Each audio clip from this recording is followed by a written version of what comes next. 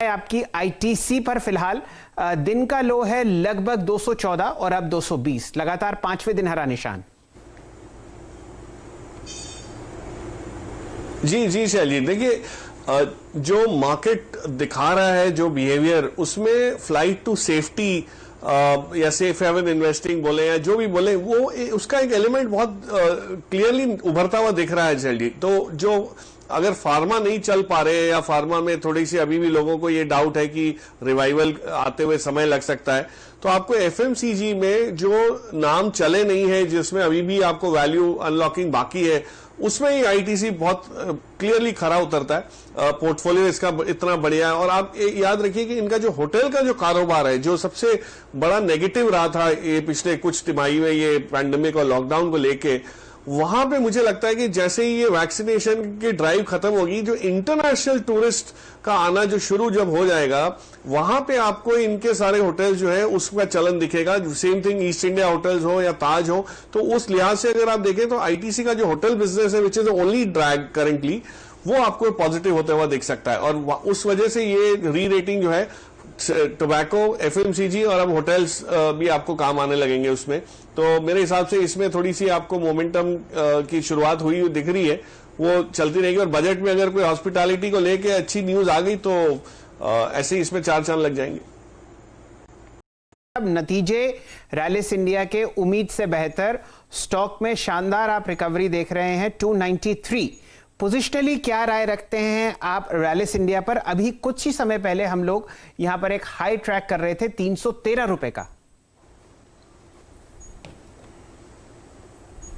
ओ जी बिल्कुल चलिए, ये तो देखिए जो जिस टाइप के रिजल्ट्स आ रहे हैं, और खास करके एक इंडिकेशन ये है कि इस क्षेत्र में सरकार जिस हिसाब से पैसे खर्च रही है, डेवलपमेंट जिस टाइप का है, क्रॉप पैटर्न जो हमने देखा हार्वेस्टिंग का, उसमें आप देखिए सारे ही जो क्रॉप प्रोटेक्शन वाली चीजें हैं, सब में इतनी बढ़िया जान आ गई। यूपीएल को देखिए पिछले 3 दिन से जो किया, और ऑफकोर्स जो आपको याद होगा, जो एक बीच में विसल ब्लोअर की कंप्लेंट को लेके जो 422-25 के करीब नीचे गया था, वहां से 100 रुपए की बढ़त इसने हासिल करी है। तो रैलिस इंडिया में भी यही चीज है, और ये सारे क्षेत्र में आपको इस टाइप के नतीजे आते हुए दिखेंगे, क्योंकि बहुत बम्पर क्वार्टर आया है सबके लिए। तो मैं नहीं मानता कि ये 313 के हाई से कोई संकोच करेगा ये स्टॉक उसको टेस्ट करने के लिए। इनफैक्ट जो जैसे ही नए इसके जो एस्टिमेट्स आएंगे, ईपीएस ग्रोथ एस्टिमेट्स, तो आपको हो सकता है नए लक्ष्य भी इससे ऊपर के ब्रोकरेज हाउसेज से आते जाएं। तो पॉसिबल है बहुत जल्दी ये हो जाए, लेकिन पोजिशनली अगर कोई किसी के पास है तो रखे रहे। लेना हो तो आपको एक शॉर्ट टर्म में ये यहां से जो 25-30 रुपए की जो अपसाइड है, ये भी क्लियरली बनती हुई दिख सकती है। साउथ में अगर आप देखें, एक बार फिर से अगर आप देखें, जो पब्लिक है वो आ रही है हॉल्स में लौट के, आपकी अप्रोच क्या रहेगी? कुछ ट्रांचेस में क्या पीवीआर लेना चाहिए क्या? देखिए न्यूज सारी पॉजिटिव है। जैसे अनुमान था अनलॉकिंग के समय से, ये एंटरटेनमेंट वाली सेक्टर में वापस आपको एक रिजम्पशन ऑफ नॉर्मलसी दिख रही है। आज मैनेजमेंट ने भी आपके सिस्टर चैनल पे जब आए तो ये कहा कि हम लोग को काफी डेट रिडक्शन और वो सब होने के बाद हमने जो रेंट रिडक्शन किया, उसके सारे फायदे हमको मार्जिन्स में दिख रहे हैं। जो लॉस होना था उससे कई कम है।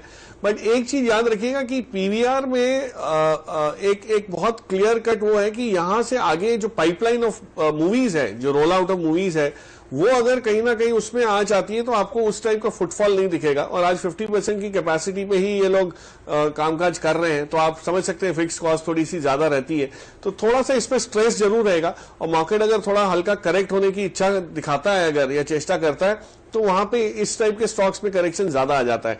सो मैं थोड़ा सा कॉशियस रहूंगा इस पे। अभी बाइंग की रिकमेंडेशन नहीं है, बट नीचे के लेवल्स पे इसको रिविजिट किया जा सकता है because of the concern that I have. Snowman है दीवान जी, कोई राय आप रखते हो स्नोमैन्स पर? पोजिशनली स्टॉक अभी तो आपको बहुत शानदार तरीके से बढ़ता हुआ दिखेगा।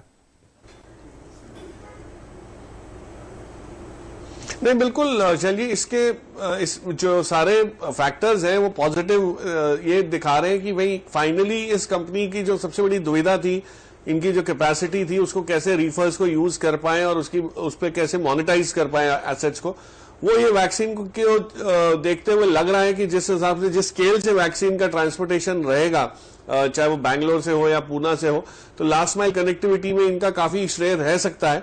बट पिछली बार जब सीरम इंस्टीट्यूट के मैनेजमेंट ने कुछ एक्सप्लेनेशन दी थी तो उन्होंने ये कहा था कि भाई इसमें हम लोग के पास जो सुविधाएं हैं वैक्सीन को ट्रांसपोर्ट करने की, वो उसमें हम सक्षम है इसको पूरा करने के लिए, परिपूर्ण करने के लिए। एडिशनल हमको चाहिए हो ऐसी अभी तक जरूरत महसूस हुई नहीं है। तो वो एक बार नंबर्स आ जाएंगे तब आपको ख्याल आएगा कि इसमें कितना लॉन्ग टर्म बेसिस पे इंप्रूवमेंट है। But yes, it is in the right spot, right space. तो उस लिहाज से आपको ये थोड़ा सा इसमें पॉजिटिव वो रुझान जो है बनता हुआ दिख रहा है। L&T के इन्फोटेक ट्विंस पर, L&T इन्फोटेक और L&T टेक्नोलॉजी सर्विसेज, क्या हुआ एकदम इतना जबरदस्त प्राइस एक्सप्लोजन कैसे आया यहां पर? आई थिंक दो चीजें हुई शैल जी इन दोनों प्लेयर्स में।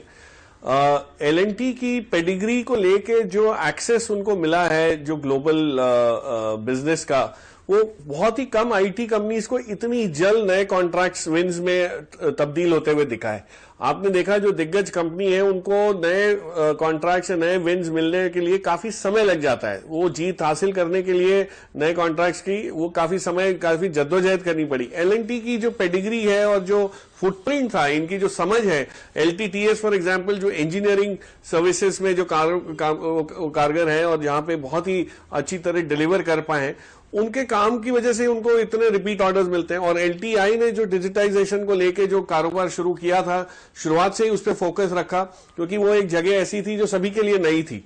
तो मुझे लगता है इनकी सक्सेस स्टोरीज थोड़ी सी अंडररेटेड है, जिसको कहते हैं ना अनसेलिब्रेटेड हीरोज है ये दोनों। और इसमें आप जोड़ लीजिए इनका चचेरा भाई जो माइंडट्री है, वो तीसरा है जिसकी वजह से होगा। तो ये सारे आईटी अपसाइड को अगर आपको प्ले करना है तो इनमें से कौन सा ले, उसकी दुविधा को छोड़ के अगर आप L&T पेरेंट को ले लेंगे तो आपको एक बहुत बढ़िया ऑप्शनैलिटी मिल जाती है। उसमें दो चीजों का फायदा होता है। एक तो कि जो होल्डिंग कंपनी डिस्काउंट है वो आपको धीरे धीरे कम होता हुआ दिखेगा जैसे जैसे इनकी डिविडेंड पे आउट की मात्रा बढ़ेगी। दूसरी चीज ये है कि वहां पे एक बहुत बड़ा अपना खुद का वजूद L&T का है, जो कारोबार वो करते हैं, जिस बेसिस पे उनकी स्ट्रेंथ है as the largest infra play in the country. तो वहां अगर कोई इंप्रूवमेंट आपको दिखेगा तो उसमें भी जान रहेगी। तो इन तीनों को प्ले करने का बेस्ट तरीका मेरे हिसाब से कि आप L&T का शेयर लेके रखिए अपने पोर्टफोलियो में और इत्मीनान से इन तीनों की ग्रोथ का फायदा है, मजा लीजिए। क्या बात है। चीज ऐसी जो हम लोग मिस कर गए हों या ऐसा कुछ जो बाजार को पता हो और फिलहाल प्राइस में ही है, लोगों को ज्ञान नहीं हो रहा? सो आईटी में एक एक करके देखिए, जो चाल आ रही है वो ऐसे ऐसे ढूंढ के अच्छे स्टॉक्स में, अच्छे काउंटर्स पे आ रही है। जैसे मैंने आपको कुछ समय पहले ख्याल हो तो हैप्पीएस्ट माइंड्स टेक्नोलॉजी पे एक बात जिक्र किया था कि एक ये कंपनी है जो थोड़ी सी अंडररेटेड है, क्योंकि अभी तक अंडर डिस्कवर्ड रही है और हमारे जो टेक्निकल एक्सपर्ट्स हैं उनके चार्ट्स पे इसलिए नहीं आता कि इसकी हिस्ट्री बड़ी लंबी नहीं है, तो उस लिहाज से ये छूट जाता है। लेकिन आप देखिए हमारी जब बातचीत हुई उसके बाद से ऑलरेडी इसमें जो एक मूव आया है, करीब 20-22% का मूव हमने देख लिया है। और अभी भी मुझे लगता है इसके जब नतीजे आएंगे शैल जी, तो ये वापस आपको रीइंफोर्स करेगा, ये चीज दोहराएगा कि ये डिजिटाइजेशन का जो माहौल है जिस टाइप का ग्लोबली, उसमें इसी टाइप के जो कंपनीज और बिजनेसेस हैं उनको सराहा जाएगा, उनको री रेट किया जाएगा। तो उसको देखा जा सकता है। हो सकता है थोड़ा सा महंगा लग रहा हो तो डिप्स में बाई किया जाए, बट इंपॉर्टेंट ये है कि इन सभी को नजर पे रखिए। जैसे टाटा एलेक्सी कभी कभार कोई हल्के फुल्के दिन नीचे आ गया, मार्केट सारी थोड़ी सी वेट लूज करती है या ऊपर से प्रॉफिट बुकिंग का माहौल बनता है, तो आप इसको ऐड कर सकते हैं। तो अभी थोड़ा सा ये जो है रिस्क रिवॉर्ड के लिहाज से टाटा एलेक्सी महंगा हो गया, बट नीचे के लेवल्स पे इसको ऐड किया जा सकता है। और जैसे मैंने कहा हैप्पीएस्ट माइंड्स का स्टॉक भी है, वो भी इसी कैटेगरी में शामिल करूंगा। तो शायद आपको और मूवमेंट आईटीसी में दिखेगा। और यही कहानी इंडियन होटल्स के भी बारे में है। हमारे देश की सबसे बड़ी चेन होटल्स की आपको इंडियन होटल्स के बैनर के नीचे आती हुई दिखेगी। दीवान साहब, कोई राय अगर आप इंडियन होटल्स पर रखते हो तो? शैल जी बहुत पॉजिटिव व्यू है। जैसे मैंने पहले समझाया कि अभी तक हमने जो जो स्टॉक्स चलते हुए देखे हैं, चाहे वो पीवीआर हो, चाहे वो गाड़ियों की बिक्री से लेके टाइटन की बिक्री को देख के, हाउसिंग फाइनेंसेस कंपनीज जो हैं, ये सब डोमेस्टिक रिकवरी वाले हैं। जो international travel recovery related stocks हैं उसमें दो चीजों का सबसे बड़ा असर होगा, क्योंकि बिजनेस ट्रैवल आपका बढ़ेगा और वो अभी तक पूरी तरह से बंद था। तो इंडियन होटल्स, आईटीसी, इस टाइप की जो मैंने चेन्स बताई उनको सबसे बड़ा फायदा होता है। और ये चीज ये इस कंपनी के नाम में टाटा नहीं है, लेकिन इसकी ओनरशिप टाटा के पास है। और आपको पता है कि इन्होंने कितने बखूबी इस सारे स्ट्रेसफुल एरियाज में भी, ये जोन में रह के भी, इस समय में भी रह के अपने आप को और मजबूत बनाया है।